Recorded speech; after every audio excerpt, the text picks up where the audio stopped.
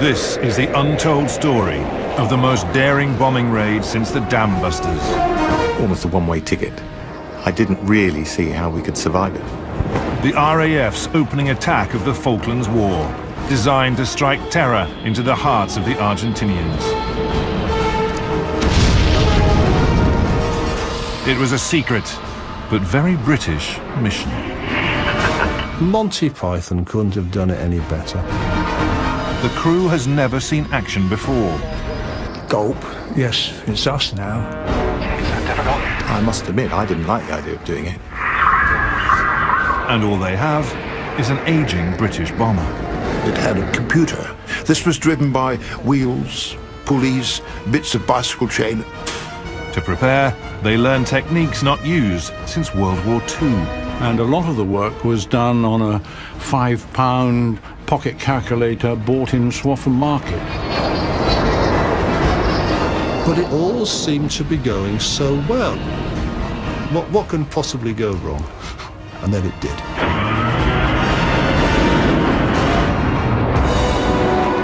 It will be the longest bombing raid in history, if they succeed.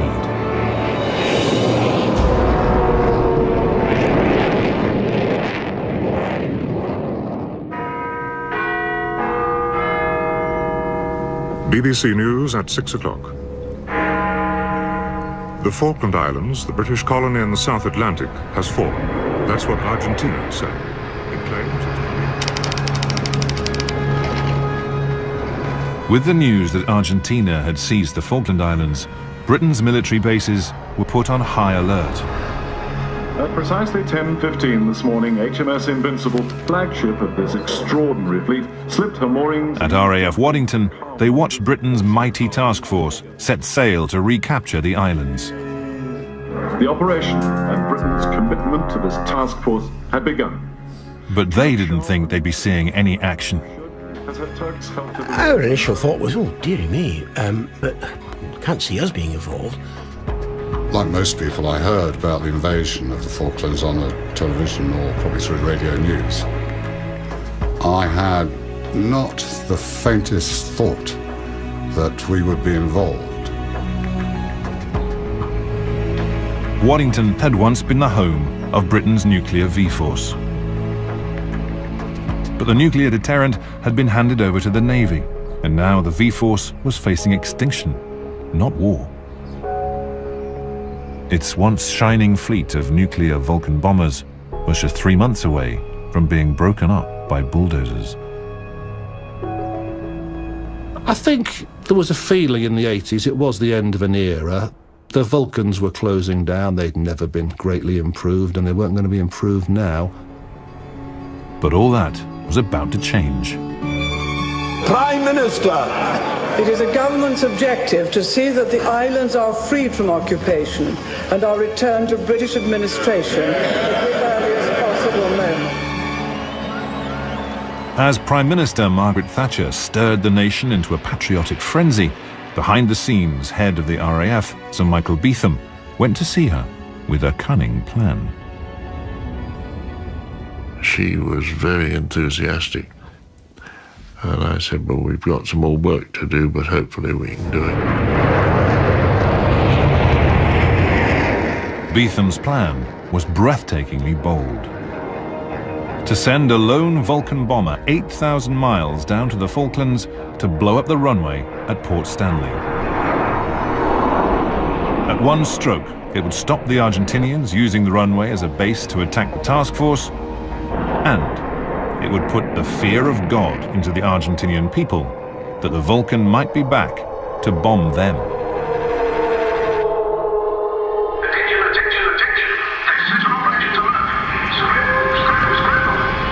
But there was a hitch. The Vulcan itself. Back in the coldest days of the Cold War, the Vulcan was state-of-the-art.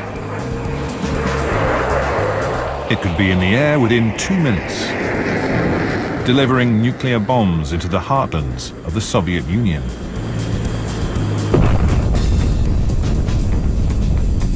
But, devised in the late 1940s by the designer of the Lancaster, the sinister tin triangle was now showing its age. Well, it was a very nice aircraft. High-tech, I'm not quite so sure. High-tech maybe when it came into service. I mean, I can certainly remember showing ex-Bomber Command people over the Vulcan in the 80s, and they'd say, oh, look at that, Fred, we had that over Berlin in 1944. The technology in the Vulcan was very old. They said they had a bombing computer. This was driven by wheels, pulleys, bits of bicycle chain, etc. There was nothing electronic in it.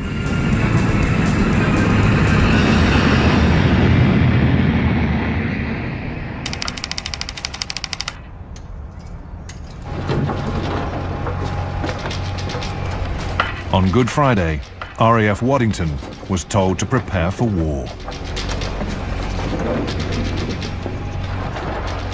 At squadron level, people were starting to think, yes, there just might be the final hurrah coming up here. Suddenly, we were making this change from a peacekeeping role, albeit a rather strange one involving nuclear weapons, but a peacekeeping role, to one that would be a warfighting role. It was vital they destroyed the runway before the task force reached the Falklands. That left them just 3 weeks to get ready. But the challenges that lay ahead to get the old Vulcans fit for action looked insurmountable. There seemed to be so much that the Vulcan lacked and the crews lacked when we were told that we were going to be flying for thousands and thousands of miles over the sea. The Vulcan was never really designed with that sort of mission in mind. The biggest hurdle was the sheer distance to the Falklands and back, 16,000 miles. They could use the British island of Ascension as a midway base, but that still left a round trip of 8,000 miles to the Falklands, double the Vulcan's maximum range. The only solution was to refuel the aircraft in the air. But no one had attempted this in a Vulcan for 20 years. And its refueling system no longer worked. Engineers raced to unblock the pipes and refit probes. They tore through rusty junkyards and scrapped aircraft, looking anywhere to find vital parts. Unless we could find them, the sortie was going to be a non-starter. We couldn't get there. One crucial item was found in the crew room, being used as an ashtray. While the engineers patched the aircraft together, the crews assembled to discuss mid-air refueling. And somebody wisely said, have you ever done it before then? Uncle Neil, who was a little bit older than the rest of us, said, well, I had a go and it was bloody awful, I tell you, it's most dangerous thing I've ever done. And we said, oh yes, Neil, tell us more. But he said it was so dangerous, that's the reason the Vulcan stopped doing it. Which, yeah, it was a great start, really. Carrying out this dangerous maneuver meant flying within feet of the refueling tanker. To take fuel, the pilot then had to try to stick the Vulcan's probe into a metal basket trailing behind. There's all sorts of expressions to talk about air-to-air refueling. Two insects mating in flight is one of them. It is, of course, arranging mid-air collisions between aircraft. 3 of the top Vulcan crews were selected for training. But only 1 would fly the mission. The RAF did not have enough resources to refuel more than 1 Vulcan all the way to the Falklands. The chosen pilots were Squadron Leader Alistair Monty Montgomery, a charismatic and tough Scotsman. There was a rumour mill, mainly started by fighter pilots, that only fighter pilots could do this stuff of refueling in the air. So we thought, hey, this is our chance, and we were desperate to have a go at it, believe me. Squadron Leader John Reeve, also eager to have a crack at the runway. And I personally had absolutely no moral qualms whatsoever about doing this. And in terms of, introspection, are we going to get away with this? Well, compared to having a go at Leningrad, Port Stanley every time for me, please, if you don't mind. And lastly, the most junior of the bunch, Flight Lieutenant Martin Withers. I really genuinely thought that I was going to get through my whole time in the RAF. without getting involved in any form of conflict, without actually dropping a bomb on anybody in anger. And I must admit, I didn't like the idea of doing it. But do it they must. And learning to refuel was just the first of many techniques they were going to have to master before they set off for war. Figure, please. We're now closing up. Roger. Closing up behind a big tanker is really quite straightforward, but to actually get the probe into the basket was another matter. I spent the next 15 minutes missing to the left, missing to the right, missing below. 2, 1, in. No. The crews soon find ways of describing the experience. Stabbing a wet donut, shoving very warm spaghetti up a cat's backside. 2, 1. Contact right, pushing. Endless fun, frustrating until you get the hang of it. Green on. In peacetime, this would have taken months and months of intensive training. They only have 2 weeks. And if they fail, the task force would be at the mercy of Argentinian jets.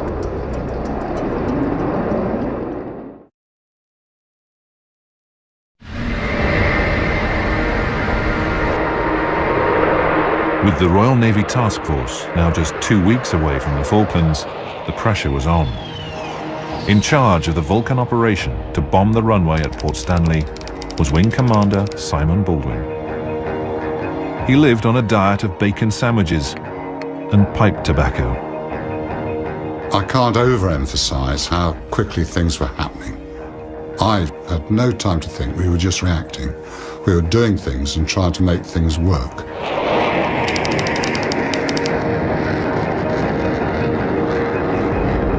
Baldwin sent the crews on practice runs to attack the island of Garvey off the coast of Scotland.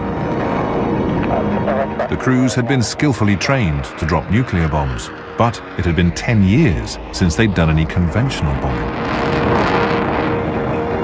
Now they had to relearn techniques that dated back to World War II, using the same iron bombs dropped from Lancasters.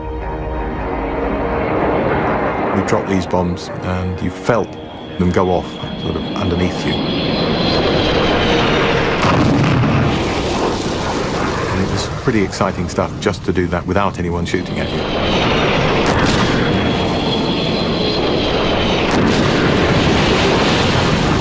The crews loved it, but the Royal Society for the Protection of Birds were understandably not happy. And the RSPB were absolutely devastated that we were wiping out seagulls at Garvey Island and requested that we stop doing it immediately. We were trying to go to war, but they didn't seem to appreciate that. We felt very sorry for the seagulls. You lies.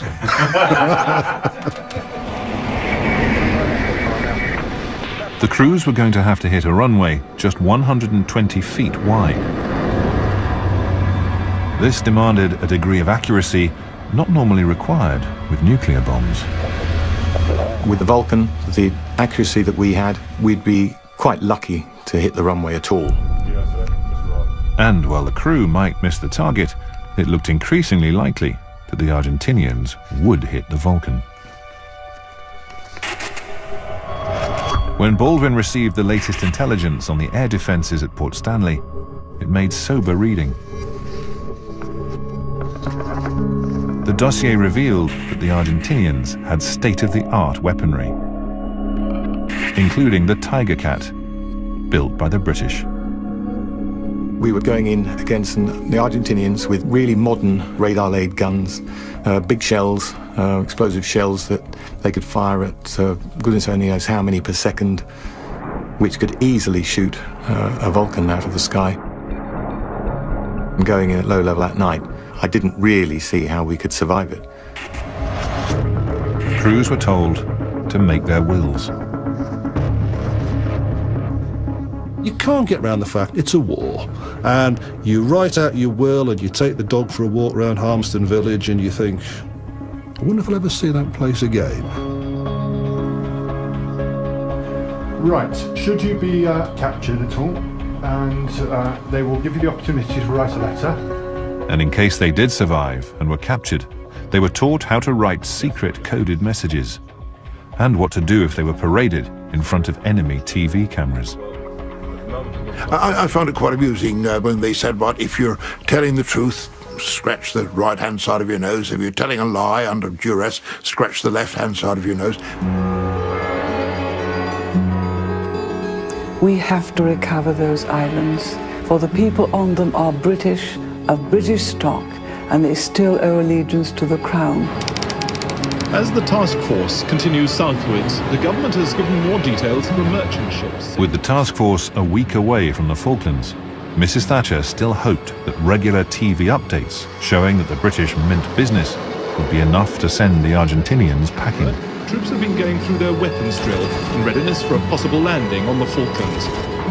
The Royal Air Force has already shown pictures of their Vulcan bombers converted from the nuclear bombing role to that of conventional bombers. Exhausted from round-the-clock training, the Vulcan crews now found that their supposedly secret mission was part of that message. Watch out, the Brits are coming. To reach the Falklands, they would have to fly the bombers from Ascension Island, refueling them in mid-air. Our attitude to it was, "Oh, great, why don't you give them the date and time? You've given them everything else."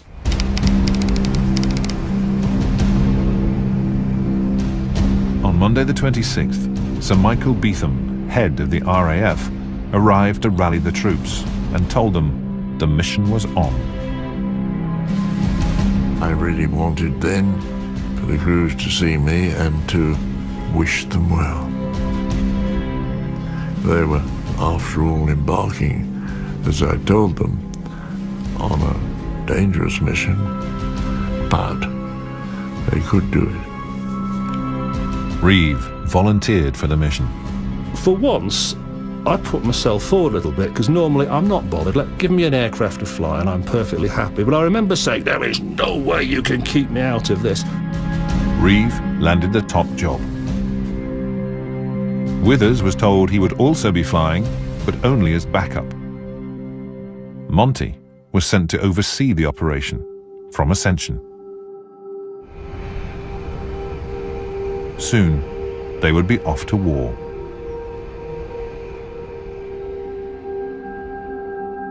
Saying goodbye was not easy. It's a thing I'd never done before. I'd never said goodbye and gone off to war. I know it sounds very dramatic, but it was possible that we might not return. It was probably ideal. I saw her for about half a minute. Just time to say bye-bye. And the strangest thought crossed my mind. You know, my father was in the war, in the Navy during the war, and he didn't see my mother for years on end. And I thought, you know, in just a little way, this is what tens of thousands of people have done before. And now it's my turn. The night before we fly down, obviously you chat to the wife. Pat was tremendously supportive, and I had no qualms at all about going. I knew if anything happened to me, she'd look after the kids fine. There was no problem at all there.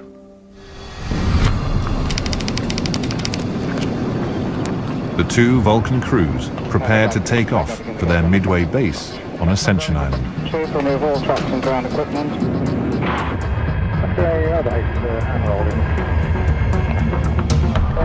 It was a miracle. In just 3 weeks, Waddington had gone from a peacetime base onto a full war footing, transforming near obsolete bombers into new fighting machines.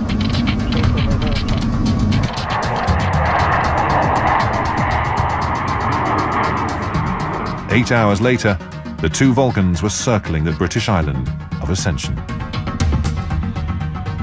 This remote volcanic outpost was a perfect base for the attack on Port Stanley. Ascension Island was amazing. It was just unbelievable. I still can remember just sort of circling around and seeing this strange-looking island, a volcanic island. Looked like one big slag heap, really, on the western side. Very unattractive. The place was heaving, absolutely heaving.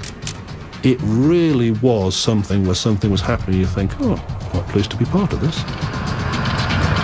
Ascension had become the busiest airport on the planet. The Vulcans arrived to find a huge armada of 12 Victor aircraft, the refueling tankers that would take the Vulcan down to the Falklands. That evening, with a 50th birthday party to celebrate, Withers and his crew hit the town. Happy birthday. We had to find somewhere to go and celebrate that night, and we found more than one place to celebrate. Happy birthday. We had a few drinks, and we had a few drinks more, and suddenly I'm 50 years old. We must have got to bed 2:30 in the morning. Waking up with a little bit of a hangover the next day.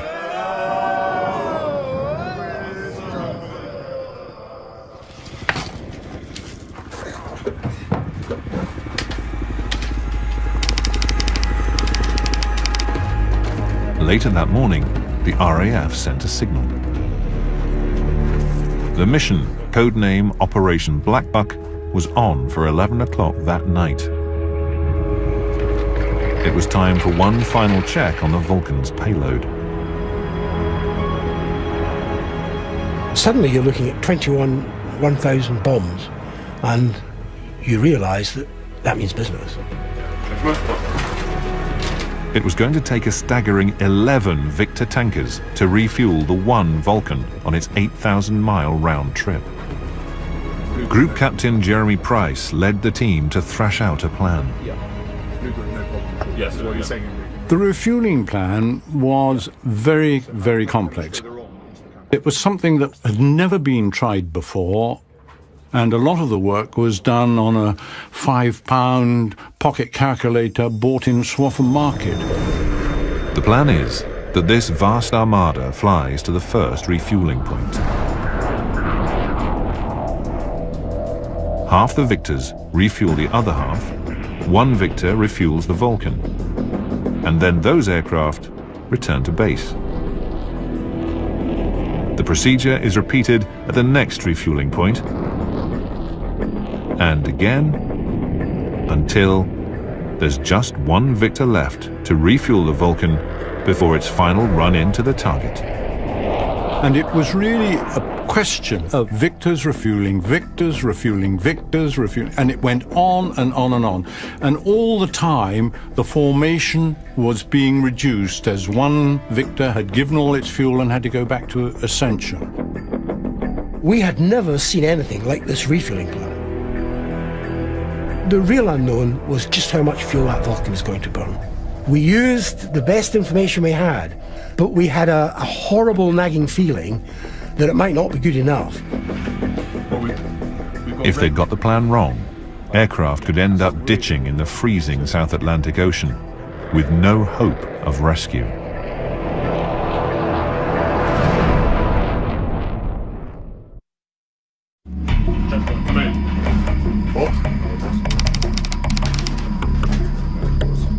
The aircrews assembled for the final briefing on Ascension Island. Okay, gentlemen, this is a secret briefing. In a few hours, the mission to bomb the runway at Port Stanley would be taking off on the 8,000-mile round trip. All right, well, as you know, the reason that we're here is to have a look at the whole refueling operation. It was the most complicated refueling plan I'd ever seen. To be honest, I picked up probably 60% of what was going on. 2 hours, it's difficult to be... I couldn't take it all in. It would have taken me ages, but I was able to turn to Dick Russell and say to him, do you understand that? And I had to draw a breath and say, well, yes, I do, with my fingers crossed behind my back. And these are the final points to remember. So, and from that, cup of tea, disperse, out to the aircraft, ready to go. For lead John Reeve and his crew, it would be a hard 16 hours ahead. For reserve Martin Withers' crew, it was supposed to be 4 hours and back for a beer. But that's if Withers could get into the air. He already had a problem. The microphone in his helmet, his bone dome, had stopped working. My first time going to war, and My bone dome doesn't work, and I like my bone dome. I had that sense of security in it. In the back, Gordon Graham, the navigator, was also having to make do. The RAF didn't have any maps of the South Atlantic. Our navigator finished up using a map of the Northern Hemisphere turned upside down. Gordon changed the Azores into the Falklands. When we started the launch on that night, I felt that we had about a 40% chance of success. There was almost a silence, but you could feel this air of expectancy. And then, bang.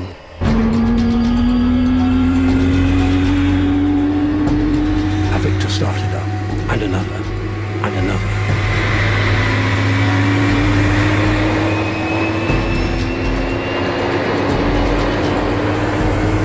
And the noise grew and grew and grew.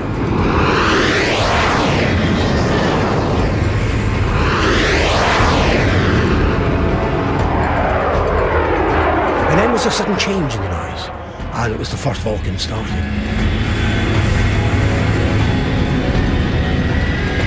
The Vulcan just looked fabulous, menacing, full of authority as it taxied onto the runway.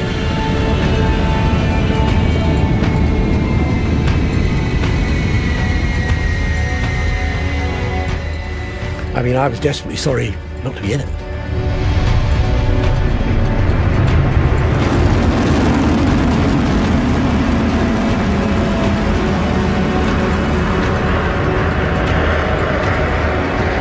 But I had a lump in my throat as it went off down the runway, followed by the second one. 2306, second Vulcan. 2308, blue section, 5 aircraft. And then they were gone, and there was silence.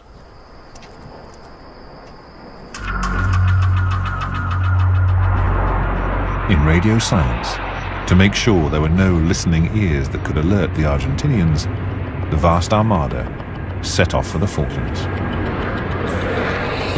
But in the lead Vulcan, it wasn't about to be Reeves' night.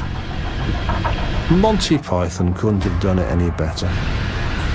It all seemed to be going so well. The engines have started, the aircraft's working. What can possibly go wrong? I could hear this hissing sound from the window. Stand by. We've got a PD. We got airborne, the whistling got worse, and the indication said the aircraft isn't pressurising. And I thought, no, it's happened once before in 9 years on the V-Force. It can't be happening now. And it was. With no cabin pressure, Reeve and his crew will slowly freeze and run out of oxygen. There's no official drill of what to do, but you try all the things you can think of. We had sandwiches in polythene wrapping and got the polythene off and tried to jam that in. I think I tried to jam a flying jacket, anything in there to try and stop it. That's not working. Of course we had to turn back then. Obviously not a happy bunny. Just 4 minutes after takeoff, and it's all starting to unravel. First Commander, primary Vulcan unserviceable. Reeve breaks radio silence to say he's returning to base. On the backup Vulcan, Withers also hears the transmission. First Commander, primary Vulcan unserviceable. We were now the primary Vulcan. We were on, and there was a deathly silence. Nobody actually said anything. Gulp. Yes, it's us now. So I came up with a real sort of boy's own statement like... Looks like we've got a job of work to do, fellas. The success of the whole mission now rests on Withers and his crew.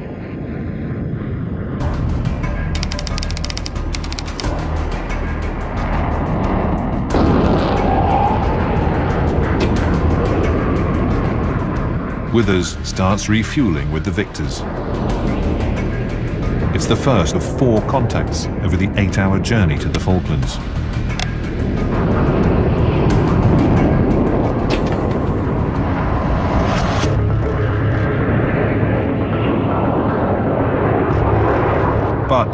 the empty Victors start returning to Ascension, they make a terrible discovery.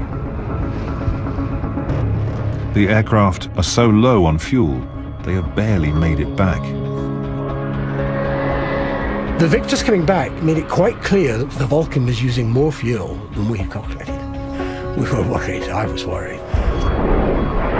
With not enough fuel, the whole mission is in jeopardy. But in radio silence, Withers in the Vulcan is blissfully unaware of the impending disaster. We weren't really keeping an eye on how much fuel we got. And it's a bit like, you know, in a motor race, you know, that you just go around and as long as you got fuel in the tank, that's all you're worried about.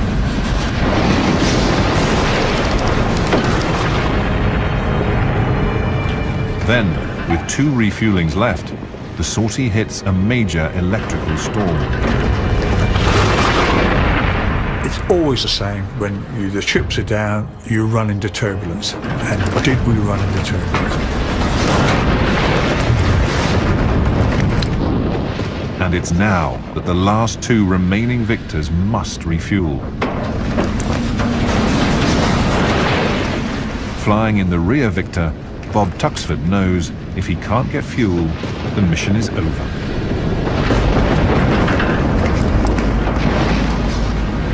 I was becoming acutely aware that the whole success of the mission now rested on the shoulders of me and my crew. Okay, I need to back off a little bit. Christ, this is difficult. It's all over the bloody place.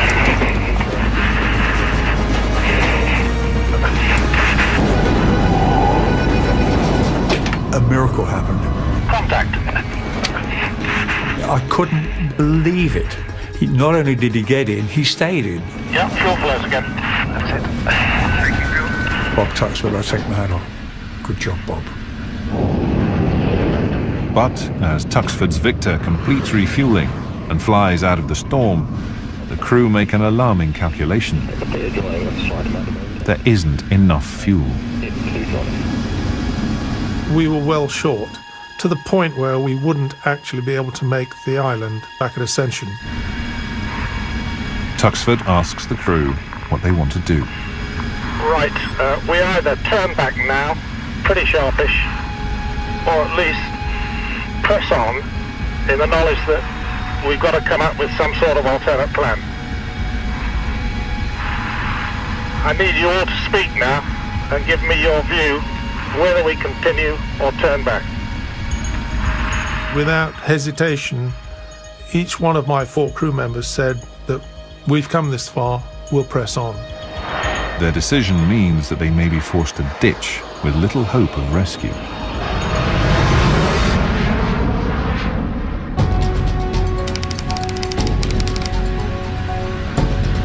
Six and a half hours since leaving Ascension, it's time for the final refuel.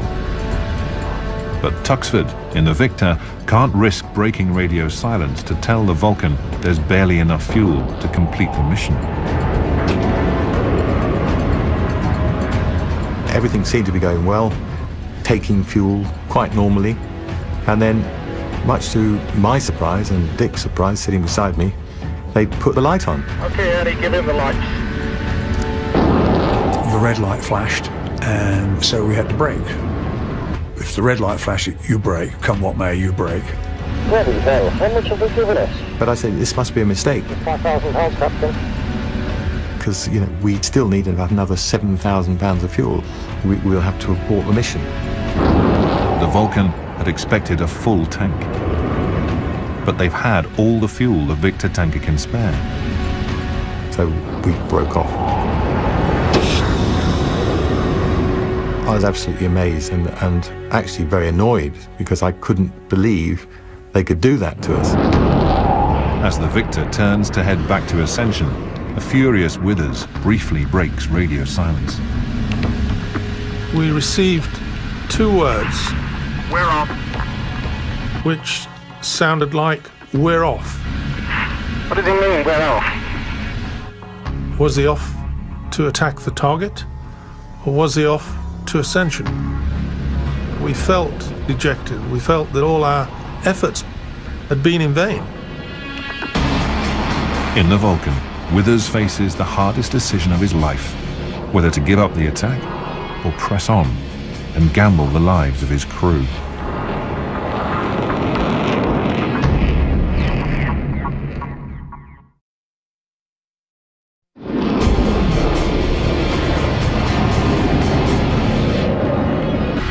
Captain Martin Withers and his crew are within striking distance of the runway at Port Stanley. But their Vulcan bomber doesn't have enough fuel to get back to base. In theory, we should have then gone back to Ascension and aborted the whole attack. But because we'd come this far and the whole force had come this far, Martin decided we would carry on. I made it clear that that was what I wished to do. Nobody tried to say otherwise, so we pressed on.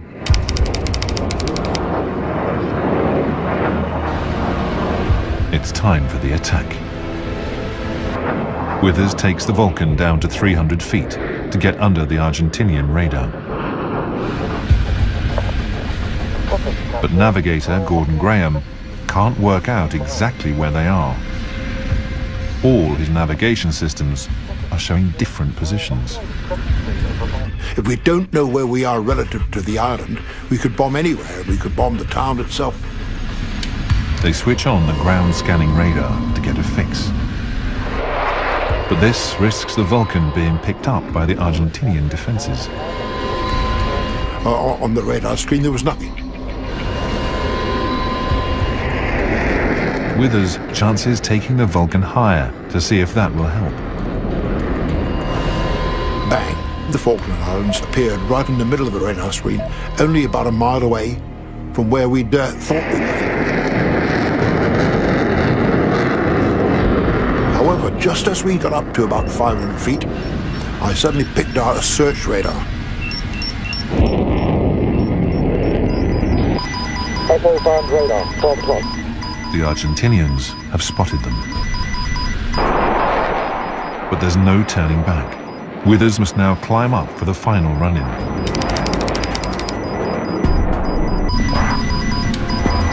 We pulled up using full power, fairly steep climb, to get to 10,000 feet. We had about a 20-mile run-in, and we felt very vulnerable because you're sitting there. They know you're there. Control radar, medium shot, 10 o'clock, jamming. I pulled the visor covers down. We thought flak would be coming up at us, like you see in the war films. We hadn't done this before.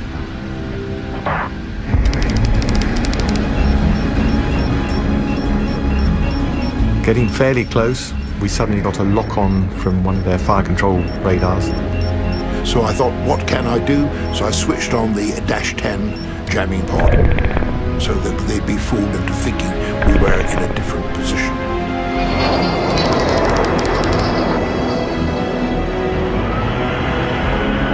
I opened the bomb doors early to make sure there wasn't a problem with the doors themselves. Bomb signals alive, Captain. Nav radar Bob Wright checks the antique bombing computer. Its pulleys and bicycle chains must calculate to the split second when to release the bombs. 5. As we got to about 2 miles away, and the airfield was still lit up, that's when the bombs started to drop off. 3, 2, 1.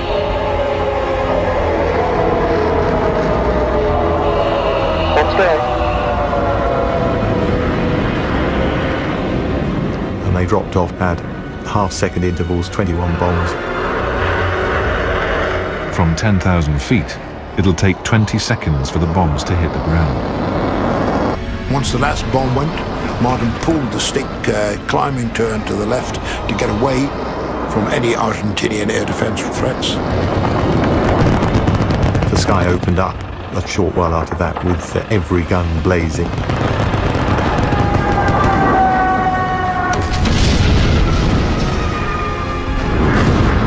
And as we climbed, you could see the flashes, obviously from the bombs going off.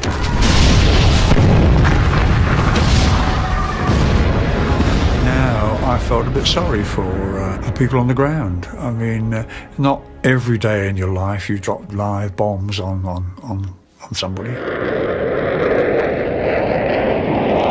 We had no idea at that point whether the bombs had actually hit the runway. It was a real sort of, all over, you know, I'm safe now, even though, yeah, we still did have quite a major problem to cope with. They still have to find their refueling tanker in thousands of square miles of Atlantic, and they have only a few hours of fuel left. But just as they thought they were out of range of Argentinian missiles, the whole of my radar warning receiver front sector lit up with threats.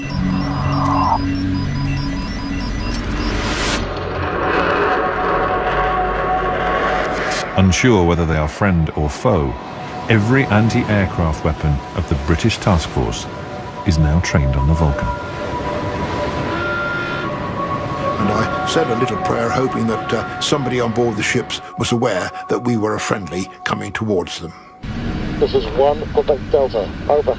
I opened up on my radio, passed the pleasantries of the day, good morning, and I passed the code word superfuse to let them know that we considered the attack had been a success. This is 1 Quebec Delta, superfuse. The task force stands down, while the code word is also picked up 4,000 miles away back on Ascension. Suddenly out of the blue, somebody shouted, superfuse. I mean, fantastic. I mean, there was elation everywhere. In Bob Tuxford's Victor, rapidly running out of fuel, the Vulcan's transmission tells them that at least their efforts were not in vain. This is 1 Quebec Delta, superfuse. She's done it! There was elation in our aeroplane. The whole mood changed. Well, let's hear it from the Tin Triangle. And after all, we were able to say, well, he's done it. He's done the job.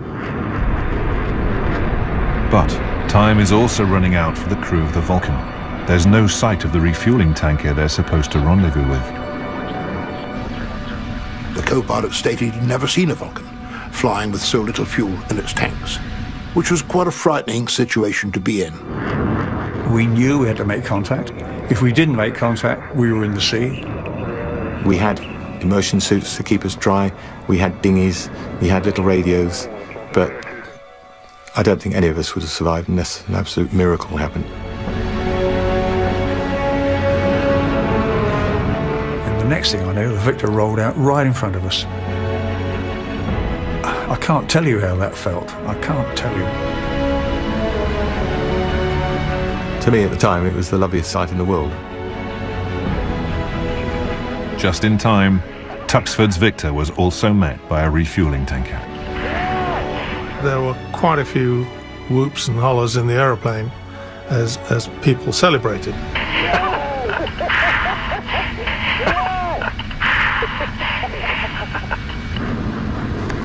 And as the Vulcan neared Ascension, it was time for them to celebrate too. Pryor puts on Chariots of Fire. I put that on the AO's tape recorder and we played it at full blast.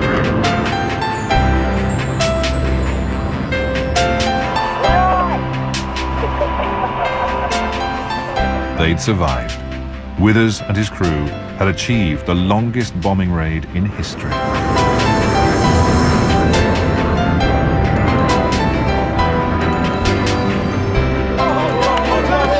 Thanks to 13 Victor tankers and 65 Victor crew. Not least to the final Victor that had sacrificed its fuel to get the Vulcan on target.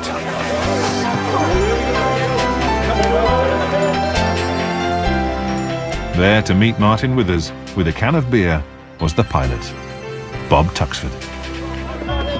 As I fought my way through the crowds, I'm not sure that Martin even recognized me in the first instance. But nevertheless, he received the can of beer nicely, and I decided that we'd done our bit that night, went off to our billet, and the rest was history.